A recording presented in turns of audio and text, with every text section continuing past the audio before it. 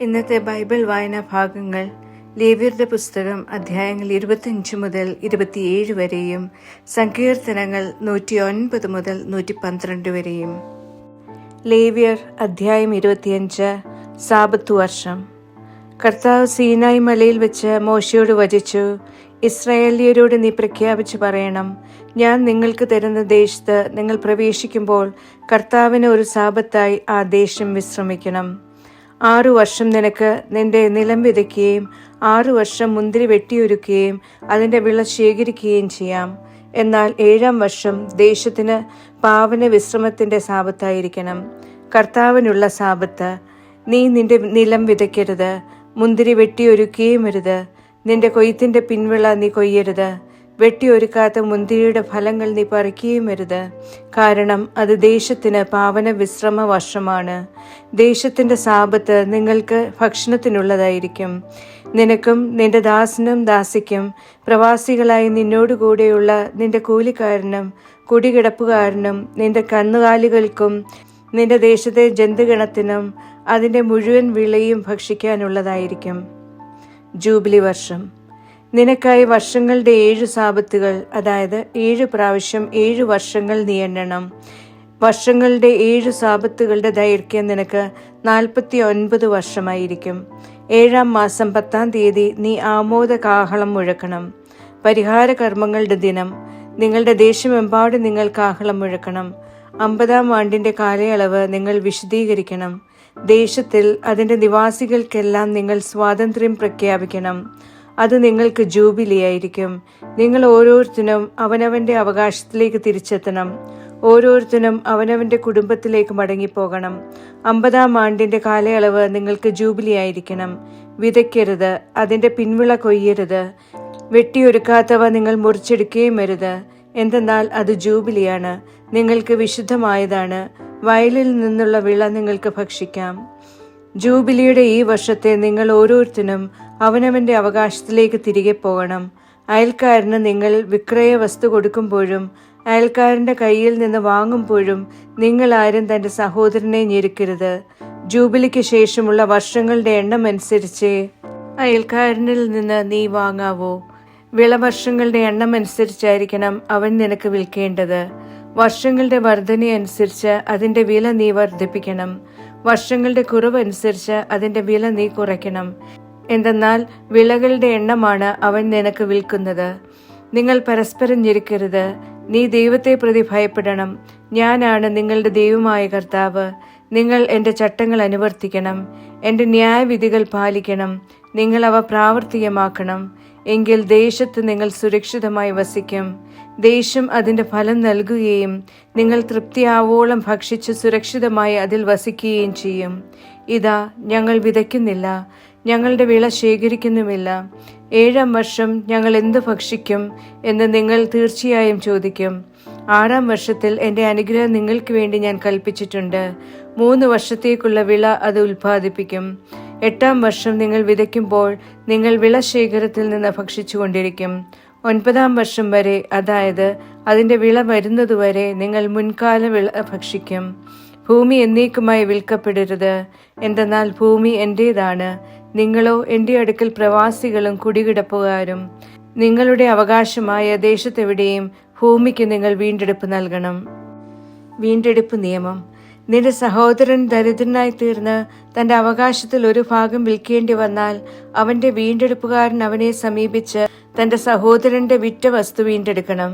എന്നാൽ ഒരുവന് വീണ്ടെടുപ്പുകാരനായി ആരുമില്ലാതിരിക്കുകയും പിന്നീട് അവന് വിഭവശേഷി ഉണ്ടാവുകയും വീണ്ടെടുപ്പിനുള്ള പ്രാപ്തി നേടുകയും ചെയ്താൽ അത് വിറ്റതു മുതലുള്ള വർഷങ്ങൾ അവൻ കണക്കാക്കി അത് ആർക്ക് വിറ്റുവോ അവന് അധിക തുക തിരികെ കൊടുത്ത് അവൻ തന്റെ അവകാശത്തിലേക്ക് മടങ്ങണം. എന്നാൽ അവന് തിരിച്ചെടുക്കാൻ ആവശ്യമായത് അവന്റെ കയ്യിൽ ഒതുങ്ങുന്നതല്ലെങ്കിൽ വിറ്റ വസ്തു ജൂബിലി വർഷം വരെ അത് വാങ്ങിയവന്റെ കൈവശമായിരിക്കട്ടെ. എന്നാൽ ജൂബിലി വേളയിൽ അവൻ പുറപ്പെട്ട് തന്റെ അവകാശത്തിലേക്ക് മടങ്ങണം. മതിലുള്ള പട്ടണത്തിലെ വാസഭവനം ഒരാൾ വിറ്റാൽ വിൽപ്പനയുടെ 1 വർഷം പൂർത്തിയാകുന്നതുവരെ അതിന്റെ വീണ്ടെടുപ്പാകാം. ഇതായിരിക്കും അതിന്റെ വീണ്ടെടുപ്പ് കാലാവധി. ഒരു പൂർണ്ണവർഷം തികയുന്നതിനുള്ളിൽ അവനു വേണ്ടി അത് വീണ്ടെടുക്കപ്പെടുന്നില്ലെങ്കിൽ മതിലുള്ള പട്ടണത്തിലെ വീട് അത് വാങ്ങിയവന് അവന്റെ തലമുറകളിലൂടെ എന്നേക്കുമായി നിലകൊള്ളും. ജൂബിലി വർഷത്തിൽ അവൻ ഒഴിയേണ്ടതില്ല. എന്നാൽ ചുറ്റും മതിലില്ലാത്ത പുരയിടങ്ങളിലെ വീടുകൾ ദേശത്തെ നിലം പോലെ കണക്കാക്കപ്പെടും. അതിന് വീണ്ടെടുപ്പ് അവകാശമുണ്ട്. ജൂബിലി വേളയിൽ അവൻ ഒഴിഞ്ഞു പോകണം. ലേവായരുടെ പട്ടണങ്ങളുടെ കാര്യത്തിൽ, അതായത് അവരുടെ അവകാശമായ പട്ടണഭവനങ്ങളുടെ കാര്യത്തിൽ ശാശ്വതമായ വീണ്ടെടുപ്പ് അവകാശം ലേവായർക്കുണ്ട്. ലേവായരിൽ നിന്ന് വീണ്ടെടുക്കുന്നവൻ വിക്രയഭവനവും തന്റെ അവകാശമായ പട്ടണവും ജൂബിലി വേളയിൽ ഒഴിഞ്ഞു പോകണം. കാരണം ലേവായരുടെ പട്ടണഭവനങ്ങൾ അവർക്ക് ഇസ്രായേലിയരുടെ ഇടയിലുള്ള അവകാശമാണ്. അവരുടെ പട്ടണങ്ങളുടെ മേച്ചിൽ വയലുകൾ വിൽക്കപ്പെടരുത്, എന്തെന്നാൽ അത് അവരുടെ ശാശ്വത അവകാശമാണ്. നിന്നോടൊപ്പമുള്ള നിന്റെ സഹോദരൻ ദരിദ്രനാവുകയും അവന്റെ കരം ദുർബലമാവുകയും ചെയ്യുകയാണെങ്കിൽ നീ അവനെ ബലപ്പെടുത്തണം.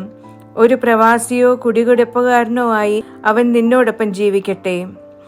നീ അവനിൽ നിന്ന് പലിശയോ അമിത ലാഭമോ ഈടാക്കരുത്. നിന്റെ ദൈവത്തെ പ്രതി ഭയപ്പെടുക. നിന്റെ സഹോദരൻ നിന്നോടൊപ്പം ജീവിക്കട്ടെ. നിന്റെ പണം അവന് നീ പലിശയ്ക്ക് കൊടുക്കരുത്. നിന്റെ ഭക്ഷ്യം അമിത ലാഭത്തിന് നൽകുകയും അരുത്. നിങ്ങൾക്ക് ദൈവമായി തീരാൻ, നിങ്ങൾക്ക് കാനാൻ ദേശം നൽകാൻ ഈജിപ്റ്റ് ദേശത്ത് നിന്ന് നിങ്ങളെ പുറത്തു കൊണ്ടുവന്ന ഞാനാണ് നിങ്ങളുടെ ദൈവമായ കർത്താവ്. നിന്നോടൊപ്പമുള്ള നിന്റെ സഹോദരൻ ദരിദ്രനാവുകയും അവൻ തന്നെ നിനക്ക് വിൽക്കുകയും ചെയ്യുന്നെങ്കിൽ അവനെ കൊണ്ട് ദാസവേല ചെയ്യിക്കരുത്. അവൻ ഒരു കൂലിക്കാരനെ പോലെയോ കുടികിടപ്പുകാരനെ പോലെയോ നിന്നോടൊത്തായിരിക്കട്ടെ. ജൂബിലി വർഷം വരെ അവൻ നിന്നോടൊപ്പം ജോലി ചെയ്യട്ടെ. അനന്തരം അവനും അവനോടൊപ്പം അവന്റെ മക്കളും നിന്റെ പക്കൽ നിന്ന് പുറപ്പെടട്ടെ. അവൻ തന്റെ കുടുംബത്തിലേക്ക് തിരിച്ചു പോകണം, തന്റെ പിതാക്കന്മാരുടെ അവകാശത്തിലേക്ക് മടങ്ങണം. എന്തെന്നാൽ അവർ എന്റെ ദാസരാണ്, ഈജിപ്റ്റ് ദേശത്ത് നിന്ന് ഞാൻ കൂട്ടിക്കൊണ്ടുവന്നവർ. അടിമച്ചരക്കായി അവർ വിൽക്കപ്പെടരുത്. നീ അവനുമേൽ ക്രൂരതയോടെ ആധിപത്യം പുലർത്തരുത്. നിന്റെ ദൈവത്തെ പ്രതി ഭയപ്പെടുക. നിങ്ങൾക്ക് ചുറ്റുമുള്ള ജനതകളിൽ നിന്നായിരിക്കണം നിനക്കുള്ള ദാസനും ദാസിയും. അവരിൽ നിന്ന് നിങ്ങൾ ദാസനെയും ദാസിയും വാങ്ങണം. കൂടാതെ പ്രവാസികളായി നിങ്ങളോടൊപ്പമുള്ള കുടികിടപ്പുകാരുടെ മക്കളിൽ നിന്നും നിങ്ങളുടെ നാട്ടിൽ അവർ ജന്മം കൊടുത്ത നിങ്ങളോടൊപ്പമുള്ള അവരുടെ കുടുംബങ്ങളിൽ നിന്നും നിങ്ങൾക്ക് വാങ്ങാം. അവർ നിങ്ങൾക്ക് അവകാശമായി തീരും. നിങ്ങൾക്ക് ശേഷം നിങ്ങളുടെ മക്കൾക്ക് വേണ്ടി ശാശ്വത അവകാശമായി നേടേണ്ടതിന് നിങ്ങൾക്ക് അവരെ സ്വന്തമാക്കാം. അവരെ കൊണ്ട് നിങ്ങൾ ദാസവേല ചെയ്യിച്ചുകൊള്ളുക. എന്നാൽ ഇസ്രായേല്യരായ നിങ്ങളുടെ സഹോദരരെ സംബന്ധിച്ചാകട്ടെ, ഒരുവൻ തന്റെ സഹോദരന്റെ മേൽ ക്രൂരതയോടെ ആധിപത്യം പുലർത്തരുത്. പ്രവാസിയും കുടികിടപ്പുകാരനുമായി നിന്നോടൊപ്പമുള്ളവന് വിഭവശേഷി ഉണ്ടാവുകയും എന്നാൽ അതോടൊപ്പമുള്ള നിന്റെ സഹോദരൻ ദരിദ്രനാവുകയും ചെയ്തിട്ട് നിന്നോടൊത്തുള്ള കുടികിടപ്പുകാരനായ പ്രവാസിക്കോ പ്രവാസി കുടുംബത്തിലെ ഒരംഗത്തിനോ തന്നെ വിൽക്കാനിടയായാൽ സ്വയം വിറ്റ ശേഷം അവന് വീണ്ടെടുപ്പുണ്ടാകണം. അവന്റെ സഹോദരന്മാരിലൊരുവൻ അവനെ വീണ്ടെടുക്കണം. അല്ലെങ്കിൽ അവന്റെ പിതൃവ്യപുത്രനോ അവനെ വീണ്ടെടുക്കണം. അതല്ലെങ്കിൽ അവന്റെ കുടുംബത്തിൽ നിന്നുള്ള അടുത്ത ചാർച്ചക്കാരൻ അവനെ വീണ്ടെടുക്കണം. അതുമല്ലെങ്കിൽ വിഭവശേഷി ഉണ്ടാകുമ്പോൾ അവന് സ്വയം വീണ്ടെടുക്കാം. തന്നെ വാങ്ങിയവന് സ്വയം വിറ്റ വർഷം മുതൽ ജൂബിലി വത്സരം വരെയുള്ള കാലം അവൻ അയാളുമായി കണക്കുകൂട്ടണം. വർഷങ്ങളുടെ എണ്ണം അനുസരിച്ചായിരിക്കും അയാളോട് കൂടെ കൂലിക്കാരനായിരുന്ന ദിവസങ്ങൾക്കനുസരിച്ചായിരിക്കും അവന്റെ വിക്രയമൂല്യം. വർഷങ്ങൾ ഇനിയും ഏറെയുണ്ടെങ്കിൽ അവയ്ക്കനുസൃതമായ തന്റെ വീണ്ടെടുപ്പ് തുക വിൽപ്പന വിലയിൽ നിന്ന് അവൻ തിരികെ കൊടുക്കണം. ജൂബിലി വർഷം വരെയുള്ള കാലയളവിൽ കുറച്ചേ അവശേഷിച്ചിട്ടുള്ളൂ എങ്കിൽ കണക്ക് കൂട്ടുന്നത് അവന് അനുകൂലമായിരിക്കണം. അവന്റെ വർഷങ്ങൾക്കനുസരിച്ച് അവന്റെ വീണ്ടെടുപ്പ് തുക മടക്കി കൊടുക്കണം. വർഷാവർഷമുള്ള കൂലിക്കാരനെ പോലെ അവൻ അയാളോടൊപ്പമായിരിക്കട്ടെ. നിന്റെ കൺമുമ്പാകെ അയാൾ അവനോട് ക്രൂരതയോടെ ആധിപത്യം പുലർത്തരുത്. ഇവ കൊണ്ടൊന്നും അവൻ വീണ്ടെടുക്കപ്പെടുന്നില്ലെങ്കിൽ ജൂബിലി വത്സരത്തിൽ അവൻ അവനോടൊപ്പം മക്കളും വിട്ടുപോയിക്കൊള്ളട്ടെ. ഇസ്രായേല്യർ കർത്തൃദാസർ. ഈജിപ്ത് ദേശത്ത് നിന്ന് ഞാൻ പുറത്തു കൊണ്ടുവന്ന ഇസ്രായേല്യർ എന്റെ ദാസരാണ്. അതെ, അവർ എനിക്ക് ദാസരാണ്. ഞാനാണ് നിങ്ങളുടെ ദൈവമായ കർത്താവ്. ലേവ്യർ അധ്യായം 26. നിങ്ങൾ നിങ്ങൾക്കായി വിഗ്രഹങ്ങളും കൊത്തുരൂപവും ഉണ്ടാക്കരുത്. നിങ്ങൾക്കായി സ്തംഭം നിങ്ങൾ നാട്ടരുത്. ശിലാപ്രതിമയെ ആരാധിക്കാനായി നിങ്ങളുടെ ദേശത്ത് അത് സ്ഥാപിക്കരുത്. എന്തെന്നാൽ ഞാനാണ് നിങ്ങളുടെ ദൈവമായ കർത്താവ്. എന്റെ സാബത്തുകൾ നിങ്ങൾ പാലിക്കണം. എന്റെ വിശുദ്ധ സ്ഥലത്ത് നിങ്ങൾ ഭയപ്പെടണം. ഞാനാണ് കർത്താവ്. അനുഗ്രഹങ്ങൾ.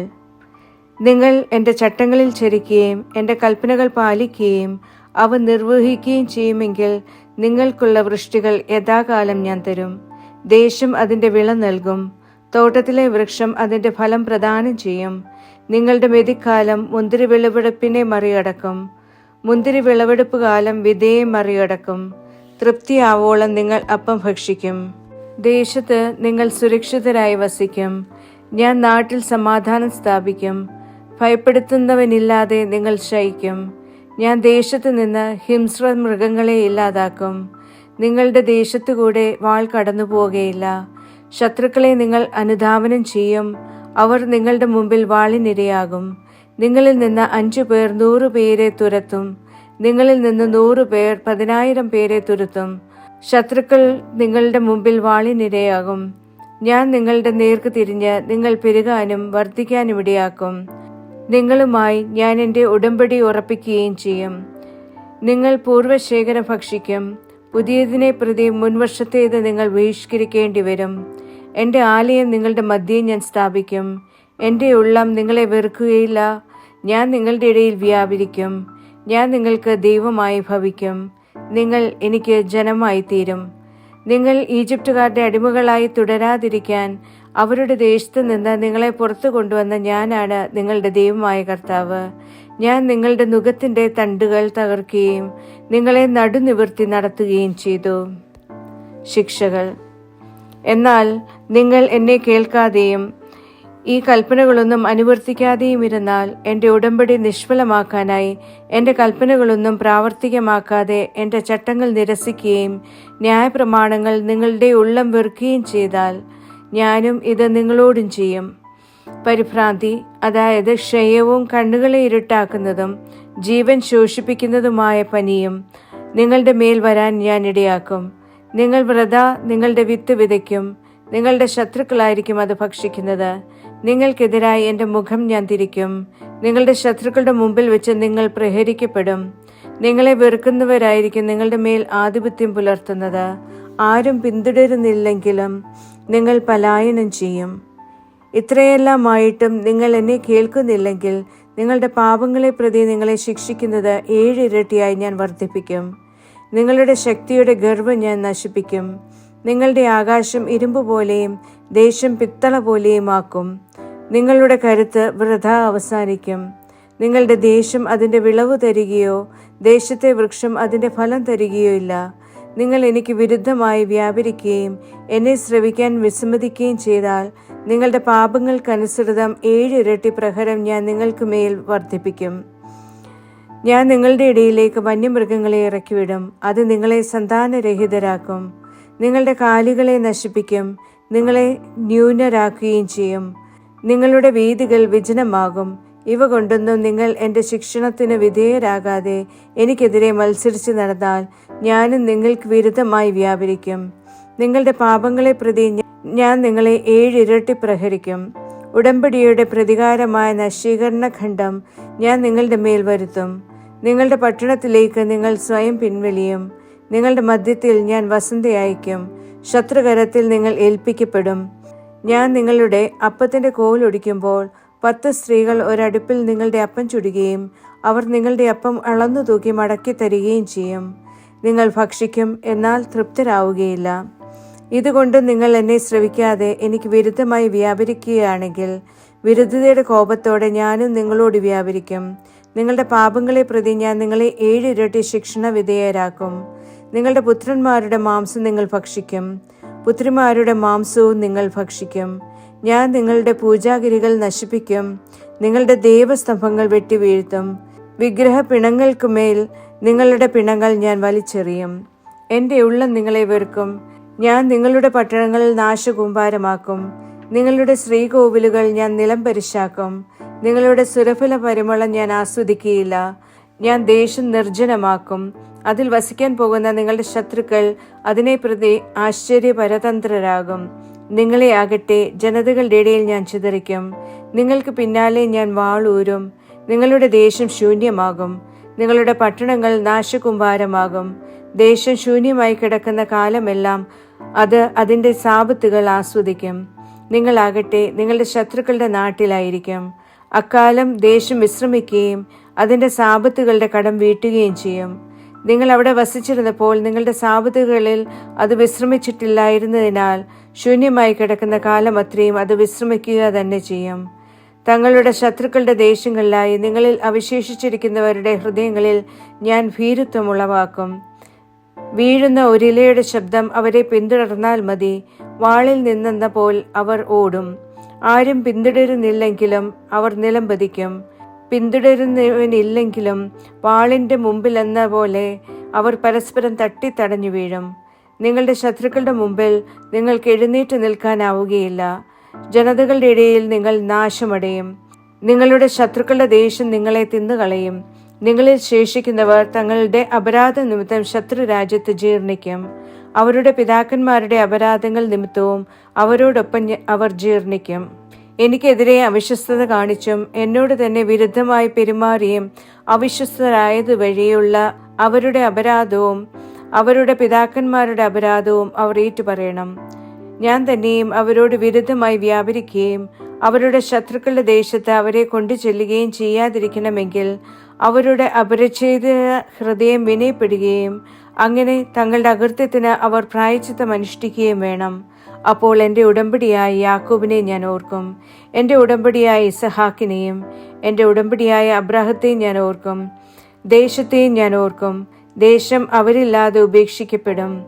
അവരില്ലാതെ നിർജ്ജനമാക്കപ്പെടുമ്പോൾ അത് തൻ്റെ സാപത്തുകൾ ആസ്വദിക്കും.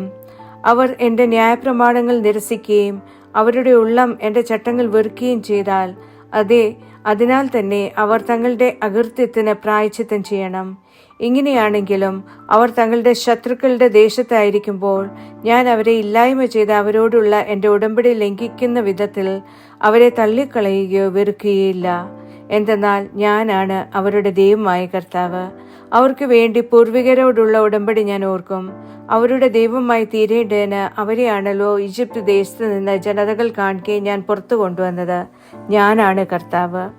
കർത്താവ് സീനായ് മലയിൽ വെച്ച് തനിക്കും ഇസ്രായേലിയർക്കുമിടയിൽ മോശ വഴി നൽകിയ ചട്ടങ്ങളും ന്യായപ്രമാണങ്ങളും നിയമങ്ങളുമാണ് ഇവ.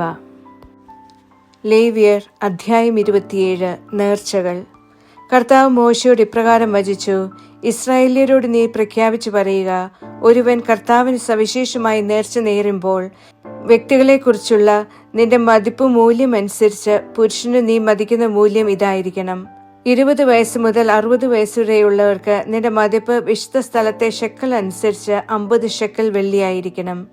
അത് സ്ത്രീയാണെങ്കിൽ നീ മതിക്കുന്ന മൂല്യം 30 ഷെക്കൽ ആയിരിക്കണം. 5 വയസ്സ് മുതൽ 20 വയസ്സുവരെയെങ്കിൽ ആണിന് 20 ഷെക്കലും പെണ്ണിന് 10 ഷെക്കലുമായിരിക്കണം നിന്റെ മതിപ്പ് മൂല്യം. 1 മാസം മുതൽ 5 വയസ്സുവരെയെങ്കിൽ ആണിന് നിന്റെ മതിപ്പ് മൂല്യം 5 ഷെക്കൽ വെള്ളിയും പെണ്ണിന് നിന്റെ മതിപ്പ് മൂല്യം 3 ഷെക്കൽ വെള്ളിയുമായിരിക്കണം. വയസ്സ് 60 അതിനു മേലെയോ ആണെങ്കിൽ പുരുഷന് 15 ഷെക്കലും സ്ത്രീക്ക് 10 ഷെക്കലുമായിരിക്കണം നീ മതിക്കുന്നത്. മതിപ്പ് മൂല്യത്തെക്കാൾ ഒരുവൻ ദരിദ്രനെങ്കിൽ അവനെ പുരോഹിതന്റെ മുമ്പിൽ ഹാജരാക്കട്ടെ. പുരോഹിതൻ അവന് മൂല്യം നിശ്ചയിക്കണം. നേർച്ച നേർന്നവന്റെ വിഭവശേഷി അനുസരിച്ചാവണം പുരോഹിതൻ അവന് മൂല്യം നിശ്ചയിക്കേണ്ടത്. മൃഗഗണത്തിൽ നിന്നാണ് അവർ കർത്താവിന് കാണിക്ക സമർപ്പിക്കുന്നതെങ്കിൽ അതിൽ നിന്ന് കർത്താവിന് നൽകുന്നതെല്ലാം വിശുദ്ധ വസ്തുവായിരിക്കും. അവൻ അതിനെ വെച്ചു മാറരുത്. നല്ലതിനെ മോശമായതുകൊണ്ടോ മോശമായതിനെ നല്ലതുകൊണ്ടോ വെച്ചു മാറരുത്. മൃഗത്തെ മൃഗം കൊണ്ട് വെച്ചു മാറിയാൽ തന്നെ അതും അതിൻ്റെ പകരവും വിശുദ്ധ വസ്തുവായിരിക്കും. സമർപ്പിക്കാൻ പാടില്ലാത്ത ഏതെങ്കിലും മലിന മൃഗത്തിൽ നിന്നാണ് കർത്താവിനുള്ള കാണിക്കയെങ്കിൽ ആ മൃഗത്തെ പുരോഹിതന്റെ മുമ്പിൽ ഹാജരാക്കണം. പുരോഹിതൻ അത് നല്ലതോ ചീത്തയോ എന്ന് വിലയിരുത്തണം. നീ നിർണയിക്കുന്ന മതിപ്പ് വില തന്നെയായിരിക്കട്ടെ പുരോഹിതൻ നിർണയിക്കുന്നതും. അതിനെ വീണ്ടെടുക്കണം എന്നുണ്ടെങ്കിൽ നീ മതിക്കുന്ന വിലയോട് അതിൻ്റെ 1/5 കൂടി അവൻ ചേർക്കണം. ഒരുവൻ തൻ്റെ ഭവനം കർത്താവിന് വിശുദ്ധമായി പ്രതിഷ്ഠിക്കുകയാണെങ്കിൽ പുരോഹിതൻ അത് നല്ലതോ ചീത്തയോ എന്ന് വിലയിരുത്തണം. പുരോഹിതൻ അതിനെ മതിക്കുന്നത് എങ്ങനെയോ അങ്ങനെ നിലനിൽക്കും. പ്രതിഷ്ഠിച്ചവൻ തൻ്റെ വീട് വീണ്ടെടുക്കുന്നെങ്കിൽ നിന്റെ മതിപ്പ് വിലയുടെ 1/5 കൂടി അതിനോട് അവൻ ചേർക്കണം. അപ്പോൾ അത് അവൻ്റേതാകും. ഒരാൾ തൻ്റെ അവകാശമായ വയലിൻ്റെ ഭാഗം കർത്താവിനായി നീക്കി വെക്കുകയാണെങ്കിൽ അതിനുള്ള വിത്തിൻ്റെ അളവനുസരിച്ചായിരിക്കണം നീ മതിക്കുന്ന വില. 1 ഹോമർ. ഒരു ഹോമർ യവത്തിന് 50 ഷെക്കൽ വെള്ളി. ജൂബിലി വർഷം മുതൽ ഒരുവൻ തൻ്റെ വയൽ നീക്കിവെക്കുകയാണെങ്കിൽ നീ മതിക്കുന്ന വില തന്നെ നിലനിൽക്കും. എന്നാൽ ജൂബിലിക്ക് ശേഷമാണ് അവൻ തൻ്റെ വയൽ നീക്കിവെക്കുന്നതെങ്കിൽ അടുത്ത ജൂബിലി വർഷം വരെ ശേഷിക്കുന്ന വർഷങ്ങൾക്കനുസരിച്ച് പുരോഹിതൻ അതിന് തുക കണക്കാക്കണം. അത് മതിപ്പ് വിലയിൽ നിന്ന് കുറയും. വയൽ പ്രതിഷ്ഠിച്ചവൻ അത് വീണ്ടെടുക്കാൻ ഉദ്ദേശിക്കുന്നെങ്കിൽ നിന്റെ മതിപ്പ് പണത്തിന്റെ 1/5 അതിനോടുകൂടെ ചേർക്കണം. അപ്പോൾ അത് അവൻ്റേതായി നിലനിൽക്കും. എന്നാൽ അവൻ വയൽ വീണ്ടെടുക്കുന്നില്ലെങ്കിൽ അഥവാ ആ വയൽ മറ്റൊരാൾക്ക് വിൽക്കുകയാണെങ്കിൽ അത് പിന്നീട് വീണ്ടെടുക്കപ്പെടാവുന്നതല്ല. ജൂബിലി വേളയിൽ ആ വയൽ വിടുതലാകുമ്പോൾ അത് ഒഴിഞ്ഞുവെച്ച വയൽ പോലെ കർത്താവിനുള്ള വിശുദ്ധ വസ്തുവായിരിക്കും. അതിൻ്റെ അവകാശം പുരോഹിതനായിരിക്കും.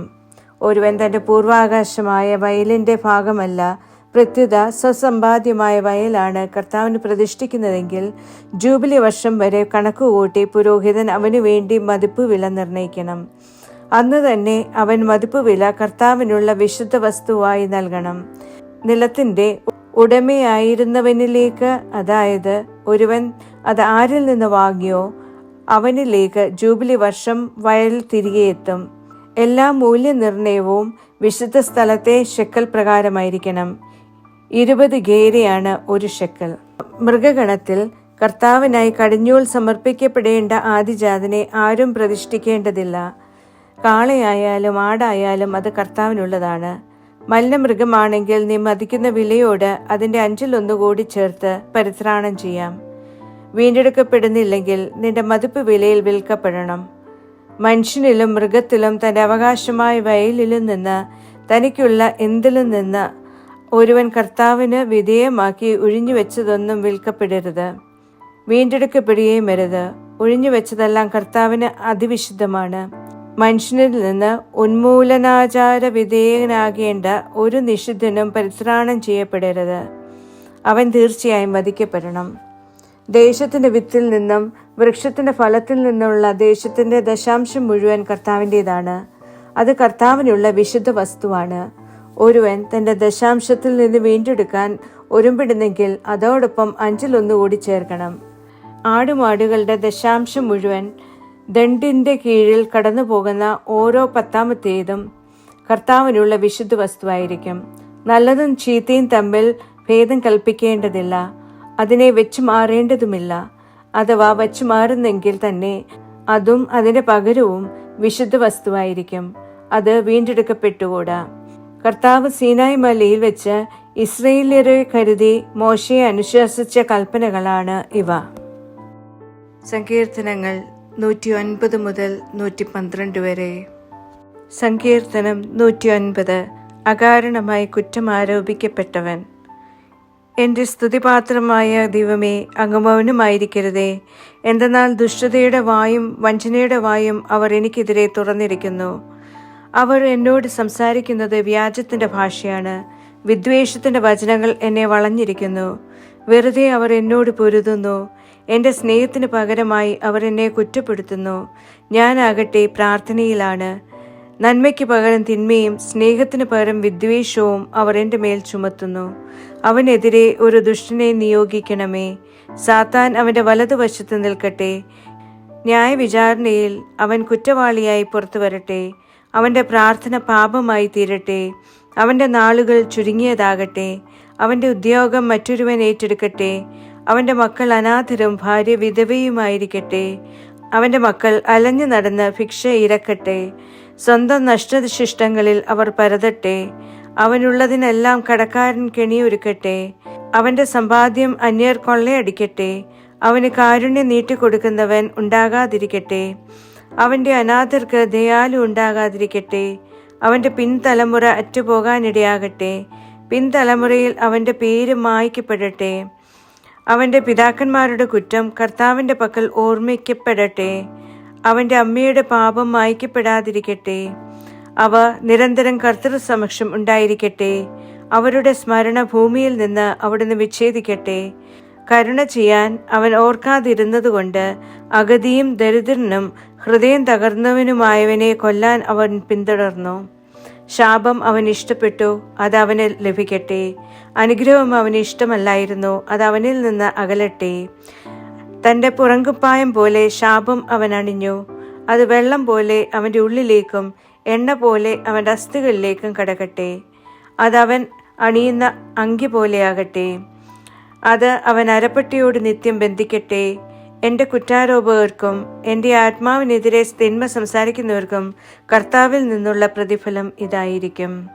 ആകയാൽ എൻ്റെ നാഥനായ കർത്താവേ, അങ്ങയുടെ നാമത്തെ പ്രതി എന്നോട് പ്രവർത്തിക്കണമേ. അങ്ങയുടെ കാരുണ്യം വിശിഷ്ടമായതിനാൽ എന്നെ മോചിപ്പിക്കണമേ. എന്തെന്നാൽ ഞാൻ അഗതിയും ദരിദ്രനുമാണ്, എൻ്റെ ഉള്ളിൽ എൻ്റെ ഹൃദയം വ്രണതമായിരിക്കുന്നു. നീളുന്ന നിഴൽ പോലെ ഞാൻ കടന്നു പോകുന്നു, വെട്ടുക്കിളി പോലെ ഞാൻ കുടഞ്ഞെറിയപ്പെടുന്നു. ഉപവാസം കൊണ്ട് എൻ്റെ കാൽമുട്ടുകൾ ദുർബലമായിരിക്കുന്നു. കൊഴുപ്പില്ലാതെ എൻ്റെ ശരീരം ശോഷിച്ചു. ഞാൻ അവർക്ക് പരിഹാസമായിരിക്കുന്നു. എന്നെ കാണുമ്പോൾ അവർ തലയാട്ടുന്നു. എൻ്റെ ദൈവമായ കർത്താവേ, എന്നെ സഹായിക്കണമേ. അങ്ങയുടെ കാരുണ്യത്തിനൊത്ത വിധം എന്നെ രക്ഷിക്കണമേ.